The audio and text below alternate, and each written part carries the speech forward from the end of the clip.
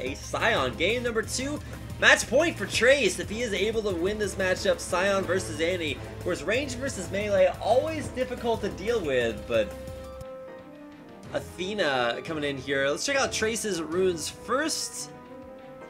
On Scion, probably just looking for a lot of tank stats, so you can see armor seals with, actually I believe that is health per, is that health per level? Armor per level, I believe that is. Should be magic resistance, flat MR there, but if you actually look, TrAce is spec'd into a little bit of ability power. His moves do scale off of that, and of course, oh look, he actually put points in rejuvenation in the defense tree, so this is going to be a 9-21-0 Scion. Of course, we'll be reducing damage from area of effect spells, so that actually is going to be pretty effective versus Annie. It's going to stop Tibbers damage. And of course, every time she throws out the E, it's going to stop that as health per level in yellows. I'm not sure why you would go with per level runes when it's a game that's primarily going to be decided in the early game. 21-9-0. Some extra points spread out in places you wouldn't necessarily expect to see them. Welcome back, ladies and gentlemen, to the Solo King. This is a 1v1 tournament, of course, brought to you here on Azubu TV, featuring all of your favorite players from this season of Champions. My name is Rapid, and we'll be, okay, I thought for a second that was LoLBunny flashing, but your players today will be LoLBunny, a team from IM's female roster. I am Athena, facing off against TrAce, top laner for Jin Air. Now, the Green Wings enjoying a little bit of success this season of Champions. They're currently ranked 2nd, whereas I am, I think, currently 3rd from the bottom of the rankings. And while I am Athena may be doing very, very well in their LoL Ladies League, we'll see how well they face off against some of the best players from Champions. And at least up until this point, you know, the I Am Athena squad has been unable to pick up any wins. But you have to play games in order to win them. We'll see if LoLBunny's Teleport Ignite Annie is good enough to take out TrAce's Teleport Ignite Scion. I have no idea why you would bring Ignite on Scion unless you're looking for a kill, and maybe some additional confidence coming in here from TrAce. One of the reasons that I would say that you don't have to take, or that you shouldn't probably take Ignite, is just because the only way that Annie is going to kill a Scion is in, say, the first 6 levels or so. If Scion is ever able to go back to base and buy a Spirit Visage, Annie just sort of, like, you know, sits around and doesn't really do a whole lot. And then the bigger question mark for me is in his Boots Potions start for LoLBunny. The Boots and Pots means that you're looking to either avoid a certain spell, like that. Triumphant Roar, not necessarily triumphant quite as much there, and you have to avoid that. You have to put this extra move speed to use, and the bigger problem, at least for right now, alright, that's 2 out of 2 on that, and already the entire minion wave pushing in. That's 4 out of 5 out of 6 minions. CS there by TrAce, actually pretty decent. But the problem with Annie is that you have to find some way of continuing your harass, and I don't think that that's actually going to be very viable with no additional form of mana regeneration. So for LoLBunny, she's not going to get mana back passively from a Doran's Ring.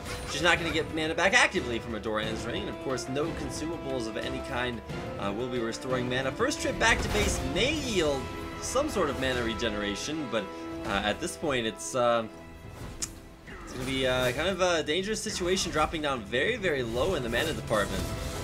Able to use those fireballs to CS relatively decently with, but you can tell TrAce just way on top of this lane. He is dictating the pace at every step of the way. Just shoving the wave in, doesn't have to worry about being ganked, because of course it is just a 1v1.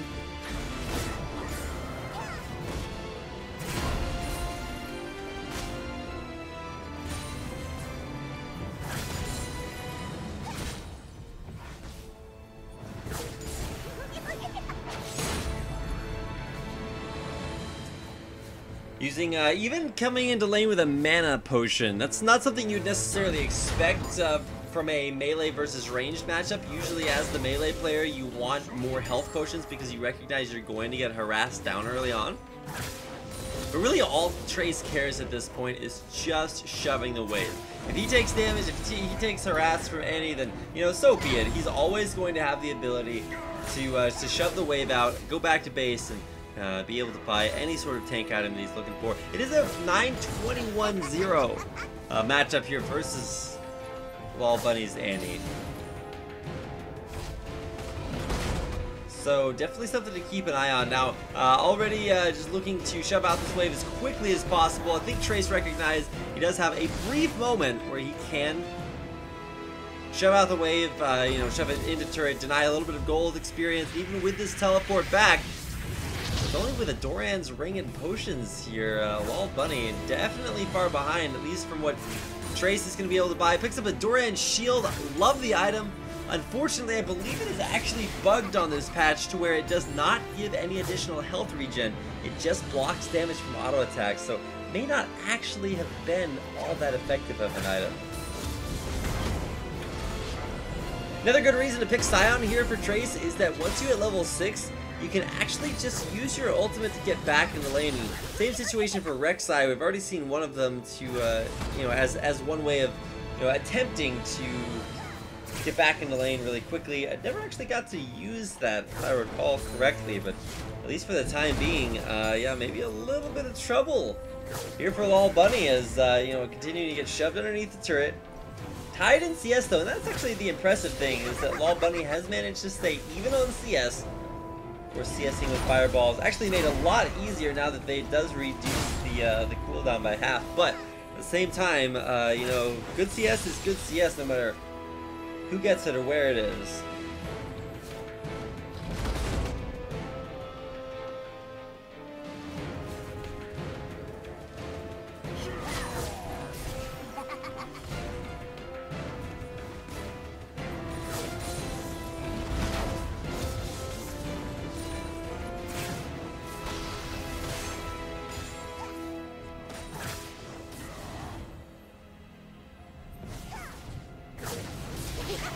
Now, having to focus mostly on last hitting here just to make sure that she doesn't fall behind. LoLBunny is actually doing a terrible job at last hitting under turret. Only down by 1 CS at this point. That is very impressive. And, you know, granted, fireballs are going to help with that, but at the same time, not something that you'd necessarily expect from an Annie who's been, you know, completely bullied around the entirety of this lane phase. No more consumables here for the Annie. Must have, I don't know, given away, used them all, at least by now. Even that crystalline flask, whoa, those roar of the Slayer. Almost gonna be a Slayer. Oh man, gonna go underneath the turret, looking for the all-in, the underneath the turret. TrAce could have even died there and still picked up the kill, but gonna hit the roar of the Slayer, and at this point, he sees a low health Annie, decides to go for it, turns on the onslaught, hits the area of effect of it, and at this point, as long as he doesn't get stunned and die under turret, possible turnaround potential with a nice stun landing there, but TrAce was able to pick up game number 2.